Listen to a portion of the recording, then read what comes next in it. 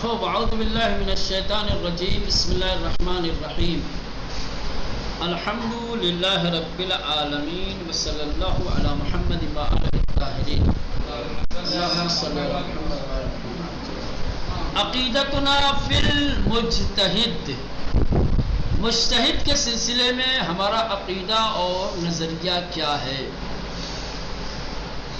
مجتہد کی اجتہاد کی جو بحث ہے وہ بہت ہی دقت کے ساتھ، سنجیدگی کے ساتھ سننے اور سمجھنے کی ضرورت ہے، کیونکہ اس وقت کی بڑی پیچیدہ بحث ہے. آج کل بہت زیادہ یہ بحث چرچے میں ہے. علماء اور تشیع دو گروہ میں بٹے ہوئے ہیں، ہے نا، اخباری اور اصولی. یہ بحث کو غور سے سنیے گا، ہو سکتا ہے کہ بات آ جائے بیچ میں تو ولایت فقیہ ہوگی کی بات بھی اسی میں نکل جائے. ٹھیک، عجیب عجیب شبہات، عجیب عجیب قسم کے اعتراضات تقلید کے اوپر اور مرجع کی نیابت کے اوپر اور اس کی ولایت کے اوپر اٹھائے جاتے ہیں. کہا جاتا ہے بھائی کیا ضرورت ہے کسی مجتہد کی تقلید کی جائے، کسی مجتہد کے فتوے پہ عمل کیا جائے. امام زمانہ ہے، ہم ان کی تقلید کریں گے. ہم لوگوں کو یہی نہیں پتہ کہ اماموں کی تقلید نہیں کی جاتی ہے، امام کا اتباع اور پیروی کی جاتی ہے، اطاعت کی جاتی ہے. اور پھر دوسری بات یہ ہے کہ یہ لوگ یہ سمجھتے ہیں کہ مجتہد جو حکم بیان کرتا ہے، جو فتویٰ دیتا ہے، وہ اپنی جیب سے نکال کر کے دیتا ہے.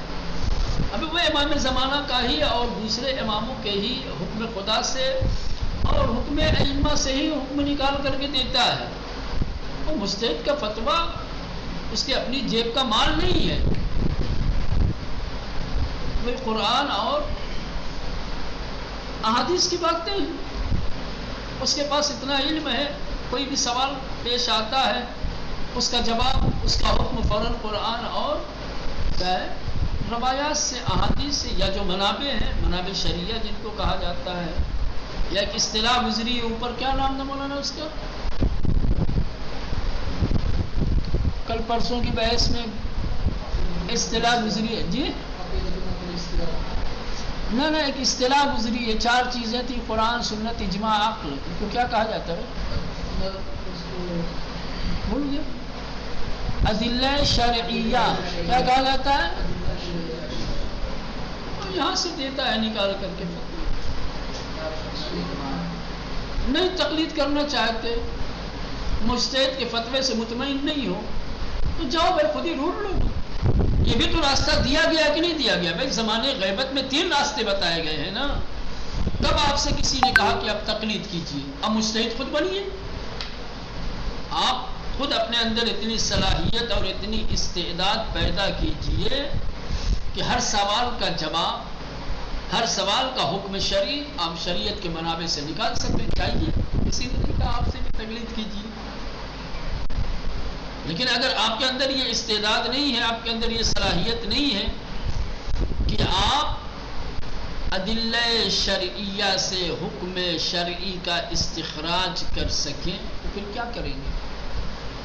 شریعت کی تعطیل.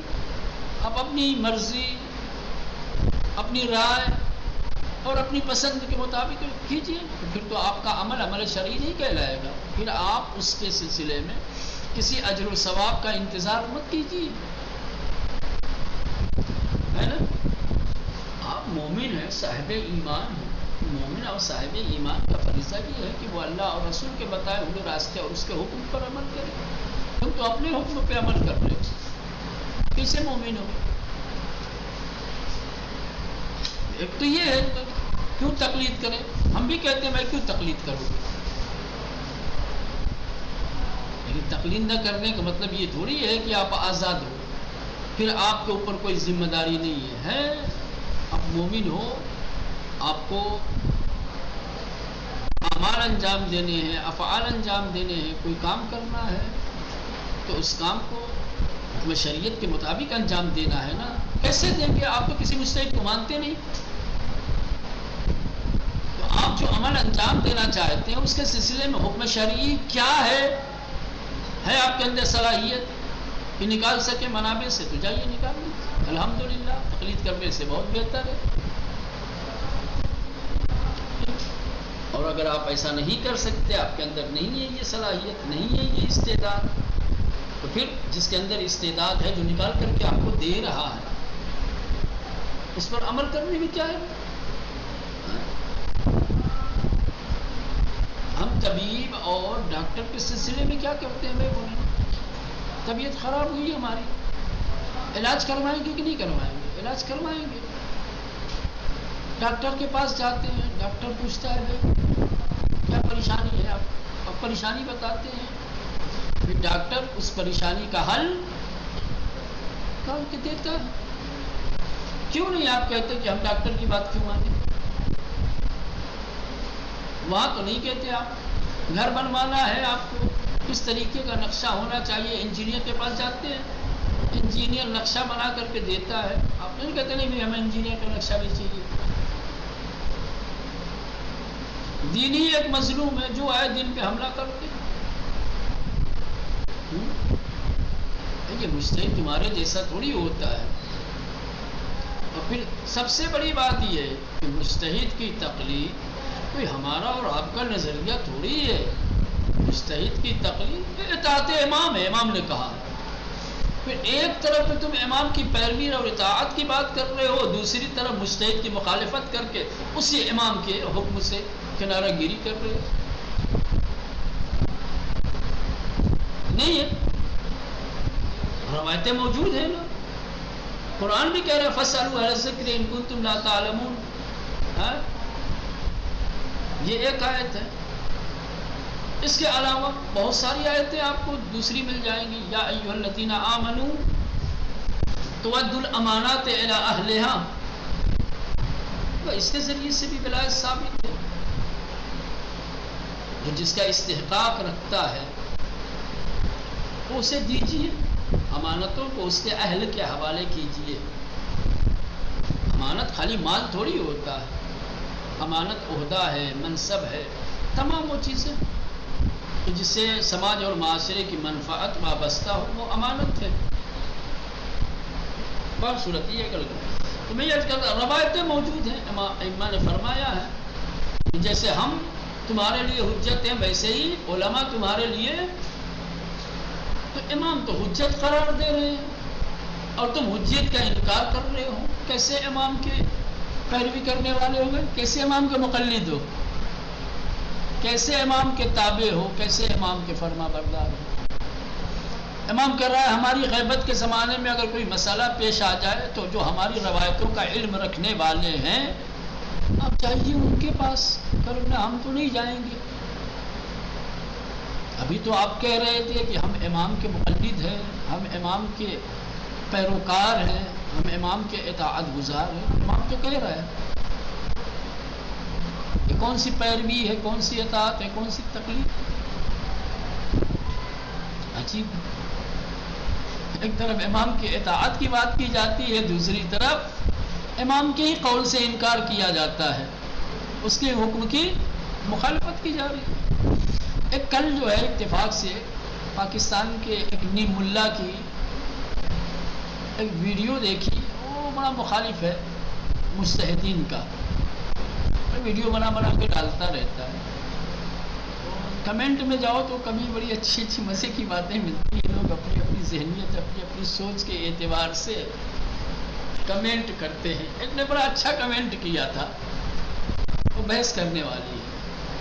اور اس طریقے کی چیزیں عوام الناس کے ذہنوں میں بڑی جلدی گھر بنا لیتی ہیں. کتنی سہل ہوتی ہے نا، وہ فوراً ہماری بات تو بالکل پتہ کی ہے. پتہ کیا کہہ رہا ہے؟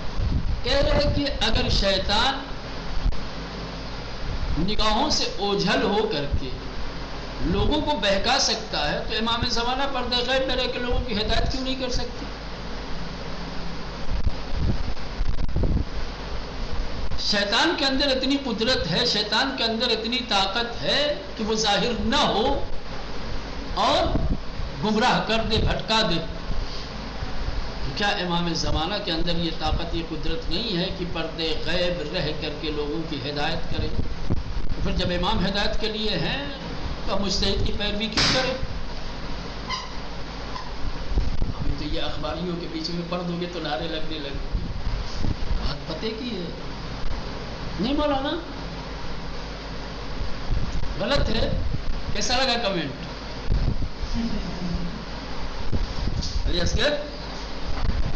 چلے بڑی سی پہ ہو جائے. دل قبول کر رہا ہے نا؟ ہے کہیں سے کاٹ اس کی رد کر سکتے ہو اس بات کو؟ بات تو سچائی ہے، حقیقت پہ مبنی ہے نا. یقیناً ہم سب قائل ہیں اس بات کے.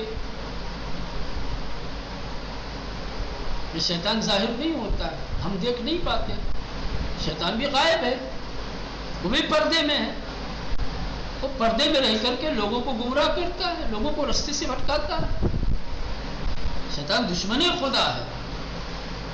دشمن خدا پردے میں رہ کر کے لوگوں کو گمراہ کر سکتا ہے. دوست خدا پردے میں رہ کر کے لوگوں کی ہدایت نہیں کر سکتا. ہادی تو موجود ہے، رہبر موجود ہے.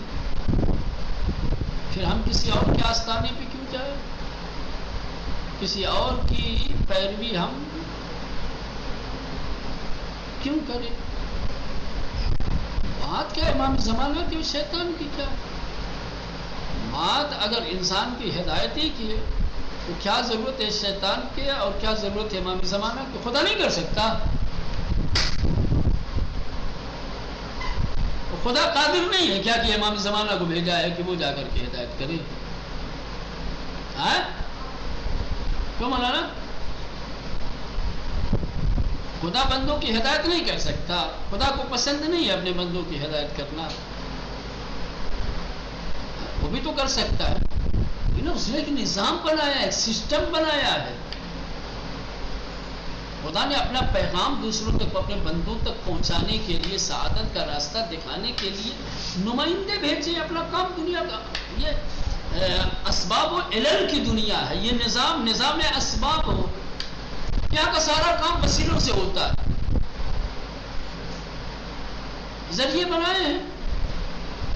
پہلا بات ڈائریکٹلی کی ہو تو نہ ضرورت نبی کی ہے، نہ ضرورت امام کی ہے، نہ ضرورت فرشتے کی ہے، نہ ضرورت مجتہد کی، نہ ضرورت تمہاری ہے کمنٹ کرنے والے کی. اس کی ضرورت ہے نا؟ ان اللہ علی کل شیء قدیر ہے نا. تو امام زمانہ کے بغیر اللہ ڈائریکٹلی میری معروفی کی ہدایت نہیں کر سکتا. اگر ہدایت کرنا چاہے تو امام زمانہ کو بھیجنے کی ضرورت نہیں. اللہ نے سسٹم بنایا ہے، نظام قائم کیا. وہ سسٹم، وہ نظام اپنے اعتبار سے چلتا ہے. یہ سسٹم وسیلے والا ہے، ذریعہ والا ہے. خدا اور بندے کے درمیان ایک وسیلہ، ایک واسطہ ہو جانا چاہیے، ایک ذریعہ ہونا چاہیے. میرا سارے کام ڈائریکٹلی ہو سکتے ہیں، ہے نا؟ لیکن نہیں، اللہ نے ذریعے اور وسیلے بنائے ہیں. انہی وسیلوں کے ذریعے سے خدا کا پیغام لوگوں تک پہنچتا ہے، لوگوں کو ہدایتیں ملتی ہیں. تو جس طریقے سے امام زمانہ وسیلہ ہے اور واسطہ ہے، یقیناً وہ ہدایت کر سکتے ہیں. جیسے اللہ نے اپنے پیغام کو، اپنی ہدایتوں کو اپنے بندوں تک پہنچانے کے لیے نمائندے بنائے ہیں، ویسے امام زمانہ نے نائب بنائے مرجع کو. نہیں ادھر آیا دیکھیں.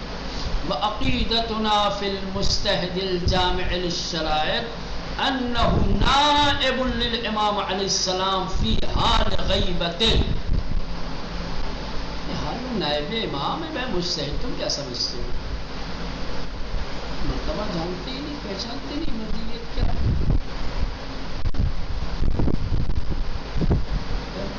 یہی اعتراض یہ کیا جاتا ہے وسیلے کے اعتبار سے. وسیلے کے اوپر بھی اللہ قرآن میں کہتا ہے نحن اقرب من حبل برید، ہم تمہاری شہر کے گردن سے زیادہ قریب ہیں، ہے نا؟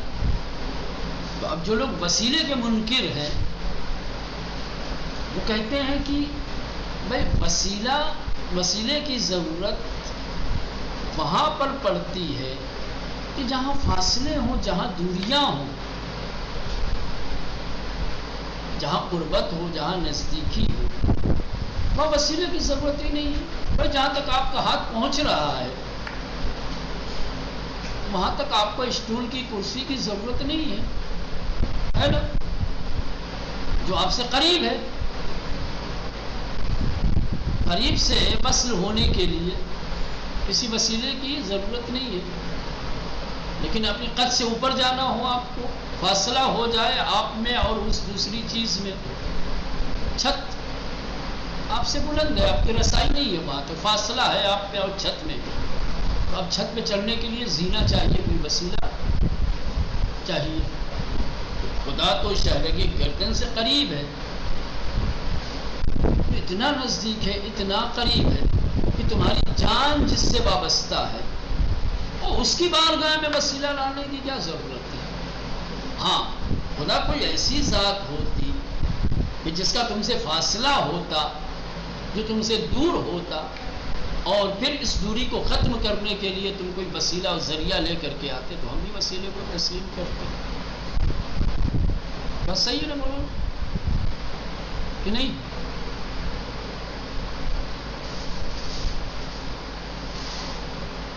جواب بالکل آسان ہے، بات صحیح ہے آپ کی بھی، ہم تسلیم کرتے ہیں بات، لیکن اس کا جواب دے دو۔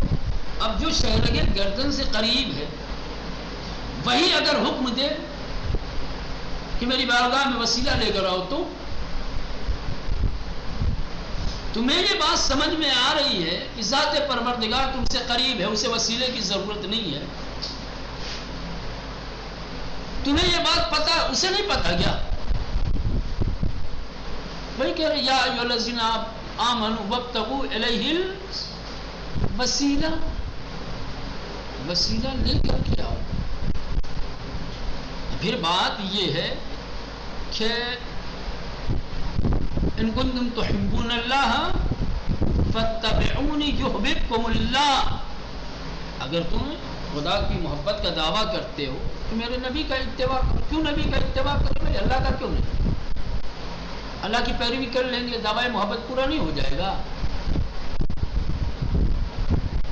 بات اللہ کی محبت کے دعوے کی ہو رہی ہے، اللہ کو کہنا یہ چاہیے تھا کہ بھائی اگر تم مجھ سے محبت کا دعویٰ کرتے ہو تو میری پیروی کرو، میری اطاعت کرو۔ پیروی تو اللہ نے، میری اطاعت کرو، میرا حکم مانو۔ لیکن نہیں، دعوی محبت خدا کا، دلیل اتباع پیغمبر۔ اللہ بھی تو وسیلہ ہے، کیوں کہہ رہا؟ ہاں فرق ہے، اگر انسان ایسا وسیلہ خدا کی بارگاہ میں لے کر کے جائے جسے قدرت نے وسیلہ نہیں بنایا ہے تو کچھ اعتراض بجا ہے، لیکن جسے خود اللہ نے وسیلہ بنایا ہو اسے خدا کی بارگاہ میں لے کر کے جانا، اس کا انکار حکم خدا کا انکار ہے، اس سے دوری خدا سے دوری ہے۔ سمجھ گئے ہیں؟ یہ سب باتیں ہیں بہر صورت۔ تو کبھی کبھی اس طریقے کے سوالات لوگوں کے ذہنوں میں ڈال دیے جاتے ہیں، بات اتنی آسان سہل خوبصورت سی بنا کر کے مغالطے میں ڈال دیا جاتا ہے لوگوں کو۔ چلو اب یہ بات آگے دے گا اور بات اسی میں بتا دوں ان کو۔ ایک دن کیا ہوا کہ ایک پاکستانی سے فیس بک کے اوپر بحث ہونے لگی، میری چیٹنگ ہونے لگی اسی کو لے کے، اتفاق سے میرا فقیہ کو لے کے اور مجتہد کو لے کر کے۔ تو وہ خامنہئی صاحب کو برا بھلا کہنے لگا، وہ کہنے لگا کہ وہ عزاداری کے مخالف ہیں، وغیرہ عزاداری کے مخالف ہیں۔ میں نے کہا آپ کو پتہ ہے کہ وہ کتنا اہتمام کرتے ہیں عزاداری کا؟ خصوصی مجلسیں ان کی ہوتی ہیں، خود مجلس کرواتے ہیں، دوسری مجلسوں میں جاتے ہیں، اور خاص طور سے ان کی کوشش یہ ہوتی ہے کہ جس مجلس میں وہ شریک ہو کوئی دوسرا ذاکر ہو، خطیب ہو جاتی ہے، سنیں یعنی کیسے بھائی میں نے تو کبھی نہیں سنا، نہیں دیکھا. کہنے لگے کیوں؟ زنجیر اور قمع کا ماتم حرام کر دیا ہے انہوں نے، خون بہانا حرام قرار دیا ہے. تو میں نے کہا کہ خون بہانا حرام قرار دیا تو اس سے عزاداری کے مخالف ہو گئے. ہاں بھائی. اچھا. میں نے کہا آپ کو پتہ ہے دنیا میں عزاداری کرنے کے ہزاروں طریقے ہیں، ہزاروں راستے ہیں. لوگ اپنے اپنے اعتبار سے عزاداری کرتے ہیں، اور تبرکات عزا میں لوگوں نے اپنی پسند سے ٹھیک الگ الگ چیزوں کا انتخاب کیا ہے. کہیں ڈھول تاشے بجتے ہیں، کہیں لکڑی کھیلی جاتی ہے، کہیں تلوار چلائی جاتی ہے، کہیں وہ زنجیر ماری جاتی ہے، کبھی ہاتھ مارا جاتا ہے، کہیں کچھ کیا جاتا ہے الگ الگ طریقے سے. میں نے کہا یہ بتائیں کہ یہ جو لوگ ڈھول تاشے بجاتے ہیں وہ آپ کو کیسا لگتا ہے؟ کہنے لگا نا ڈھول تاشے تو نہیں عزاداری میں چلے گا. میں نے اس کا مطلب آپ بھی عزاداری کے مخالف ہو. آپ کیوں مخالفت کرو عزاداری کے؟ کہا نہیں ڈھول تاشے. کہنے لگا میں عزاداری کا مخالف کروں، میں تو ڈھول تاشے کا. میں نے کہا کہ اس کا مطلب یہ ہوا کہ جو عزاداری کے ہزاروں طریقے ہیں اس میں سے کچھ طریقے ایسے ہیں جو مذموم ہیں، جو پسندیدہ نہیں ہیں، تو آپ اس طریقے کے مخالف ہیں، عزاداری کے نہیں ہیں. میں نے کہا خامنہئی صاحب کے طریقے کے مخالف ہے، عزاداری کا کس نے کہہ دیا مخالف ہے؟ بھائی طریقے عزاداری کے تو ہر شخص مخالف. بہت سارے ایسے طریقے عزاداری کے ہیں جو واقعی شریعت کے خلاف ہے، آپ نہیں پسند کرو گے. تو عزاداری کا جو طریقہ شریعت کے خلاف ہو، یا مثلا کہ بہت زیادہ مؤدبانہ نہ ہو، محترمانہ نہ ہو، اگر آپ اس کی مخالفت کرتے ہیں تو کیا اس کی مخالفت سے پوری عزاداری کی مخالفت ہو جائے گی؟ اور یہ تک دم دبا کے بھگا چکے سے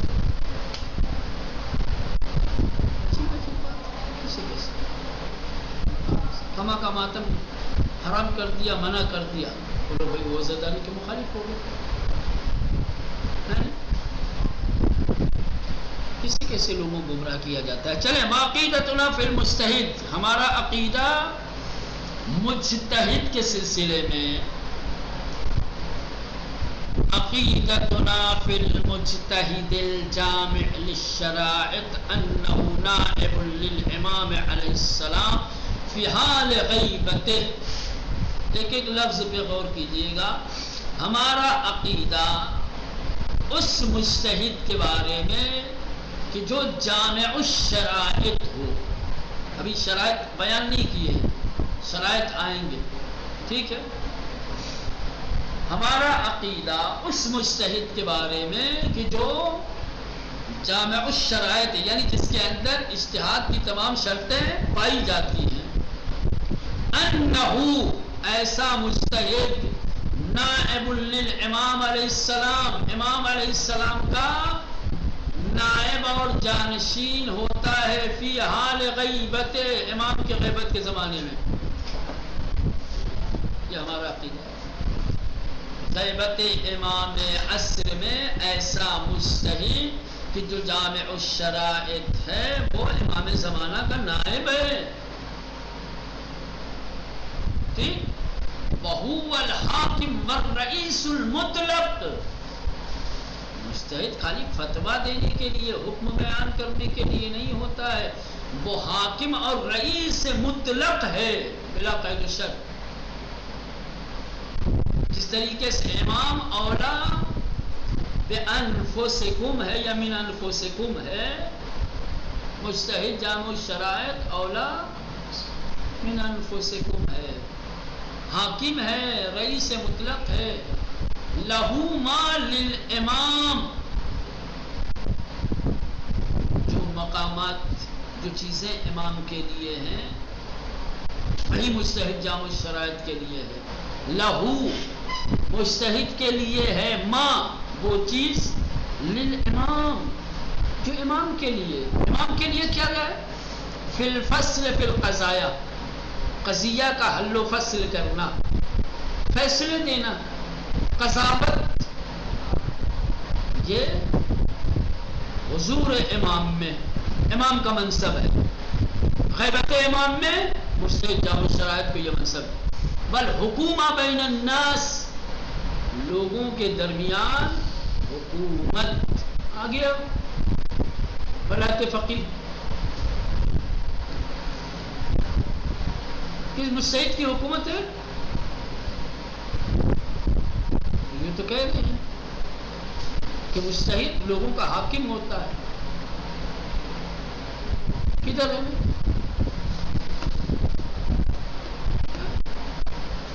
ایران میں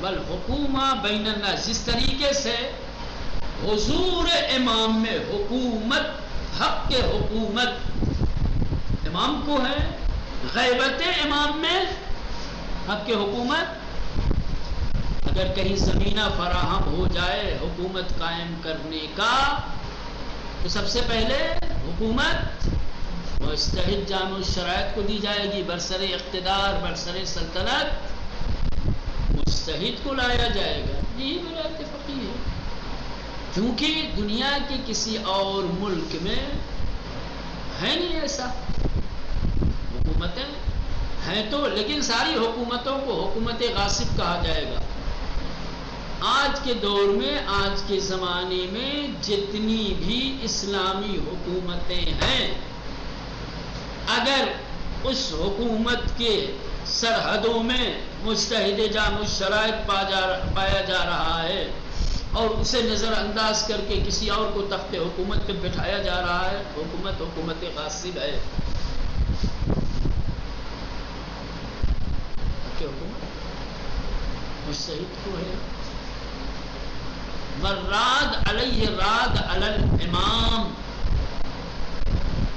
مجتہد کا انکار امام کا انکار ہے مجتہد پر اعتراض امام پر اعتراض ہے والراد علی الامام راد علی اللہ اور امام کا منکر اللہ کا منکر ہے فہو علی حد الشرک باللہ اور یہ کام شرک باللہ کی حد تک ہے شرک کے مساوی ہے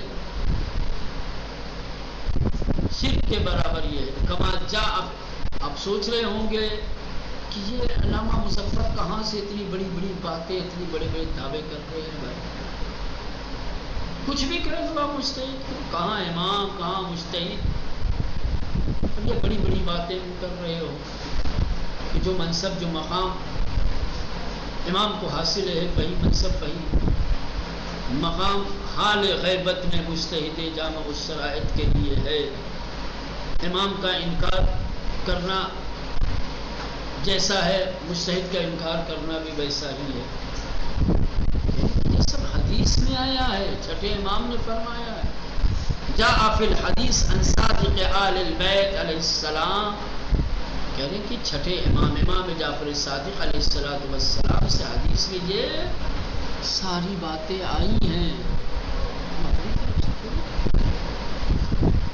چلے بہت صورت یہ باتیں لے لیتے